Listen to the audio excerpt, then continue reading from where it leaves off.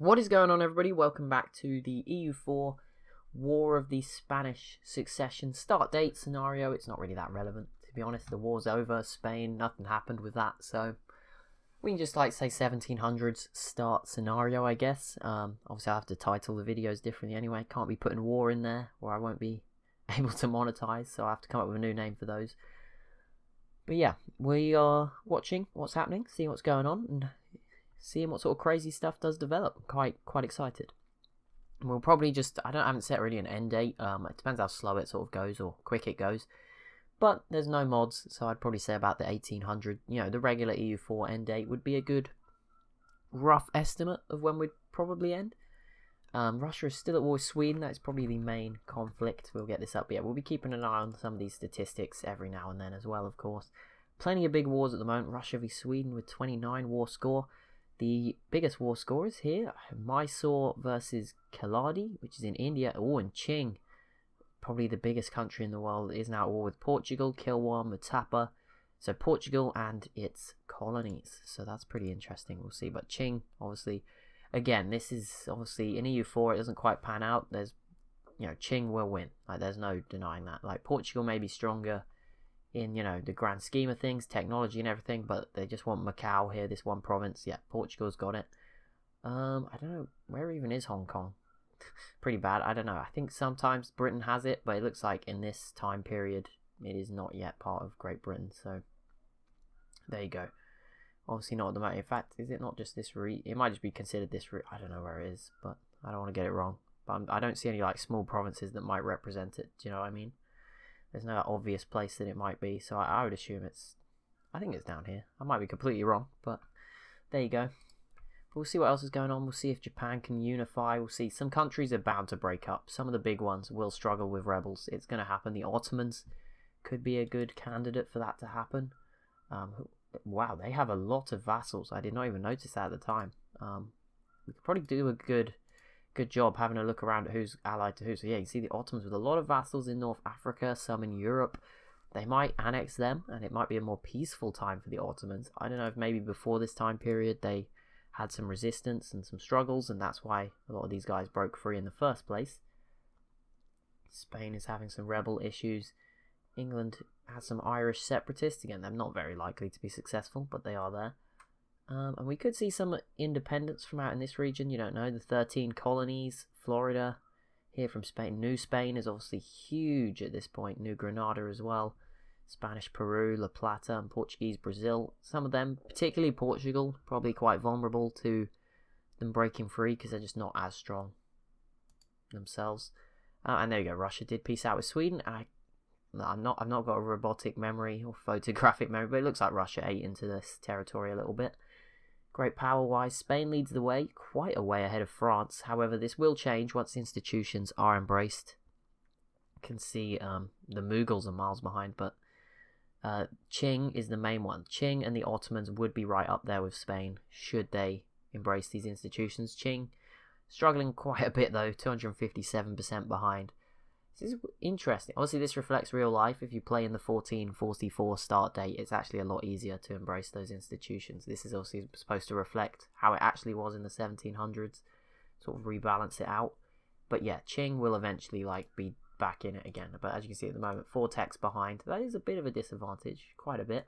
Not one I would want to. I wouldn't want to have a 4 tech at disadvantage, so I can certainly see that being disadvantageous.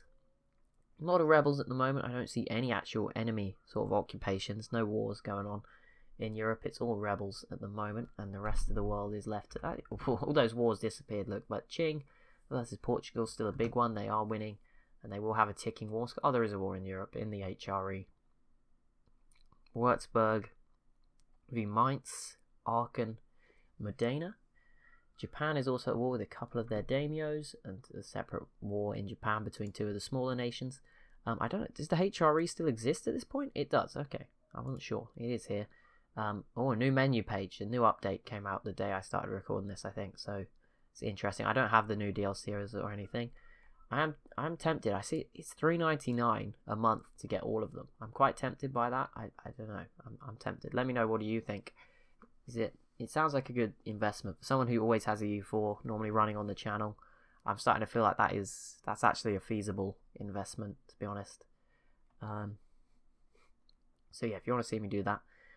And obviously, also suggestions, who would you like me to see as play in the normal sort of scenario of the game next? Because like I said, this series shouldn't be a super long one. It's just a couple of weeks, maybe a month, just to give me some time off to cool off. We just did 65 episodes as Austria, so we'll need to think of another big-ish country to play as. I've seen the map looks a bit different. I love the new look Balkan region with Herzegovina being released from Bosnia. That was just looked pretty cool.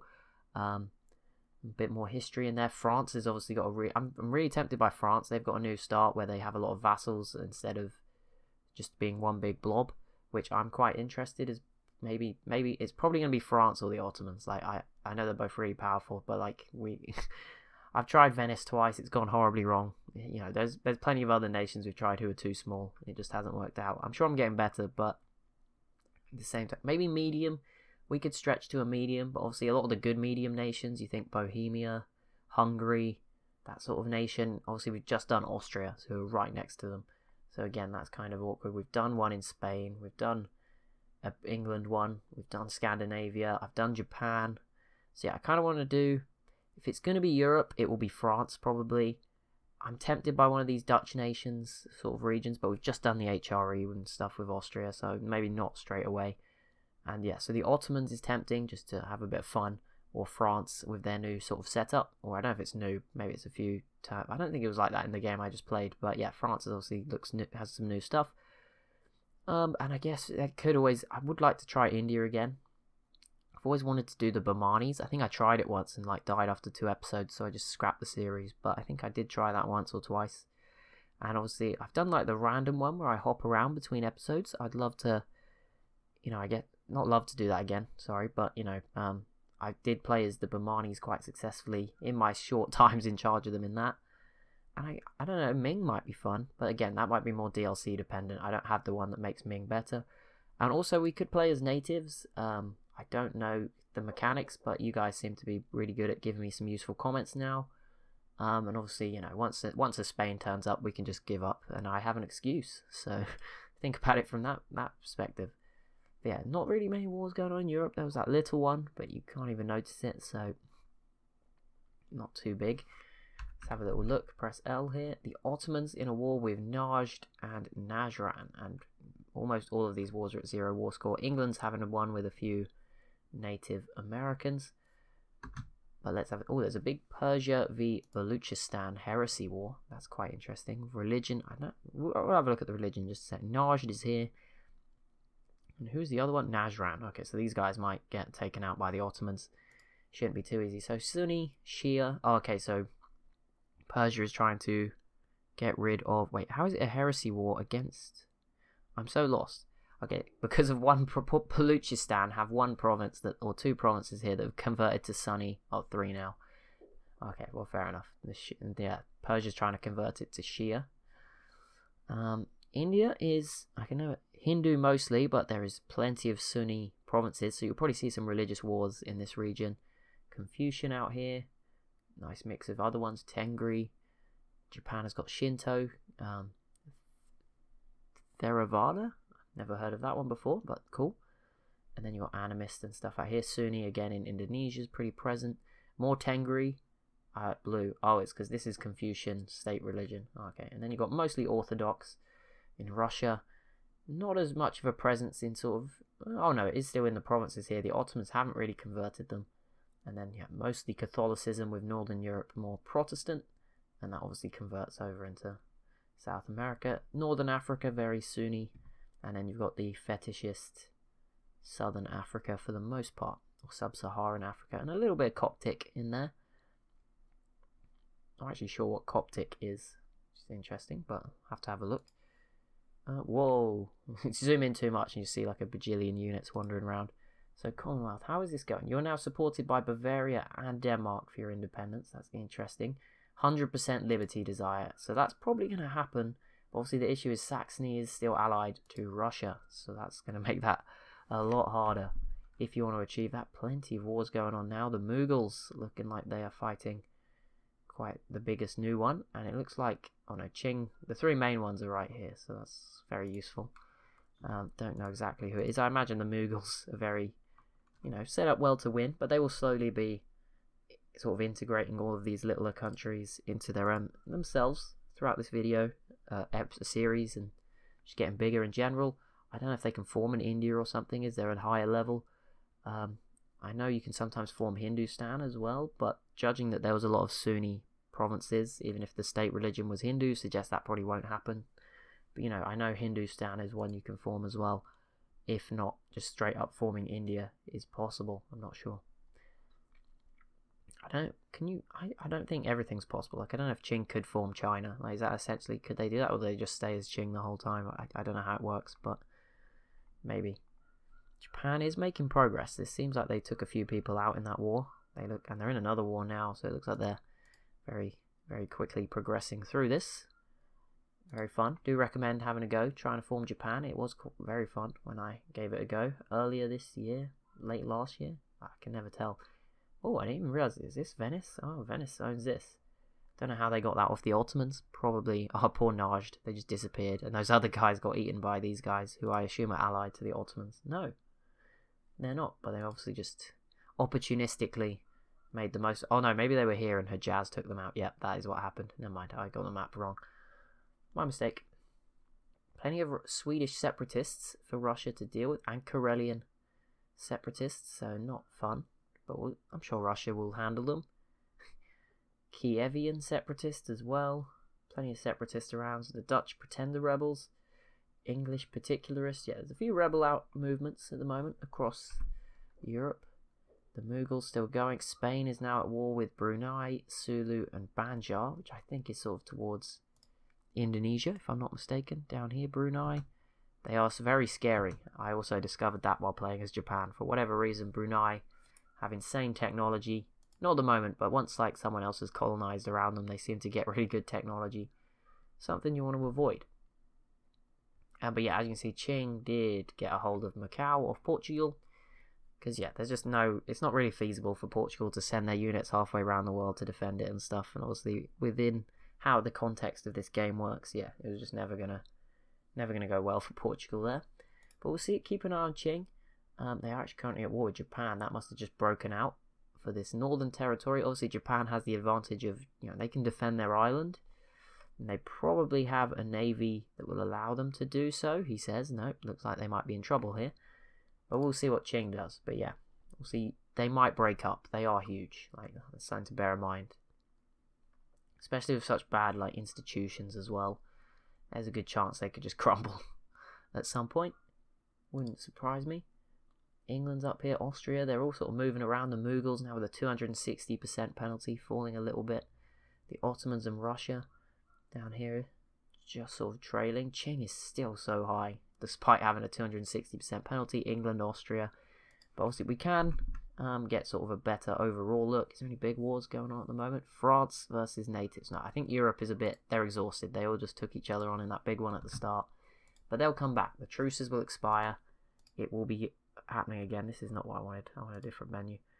In terms of pure development, Qing is in first by quite some way, then the Ottomans, then the Mughals. So basically, yeah, three sort of mostly Asian civs, Russia as well. Then it is Spain and France. Persia's up there as well. New Spain, incredibly. Maybe they will get their independence at some point. Does make the top 8. And there's Austria and England falling off.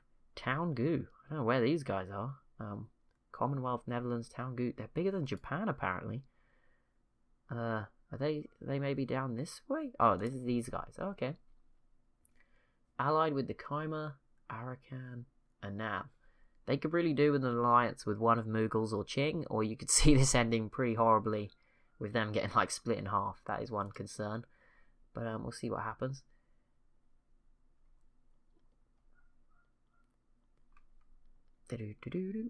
Yeah, Europe is definitely obviously got the peace treaties. Sort of, they're just waiting, building up their manpower. There were some big wars at the start, to be fair. So France is allied with Aachen and Bavaria.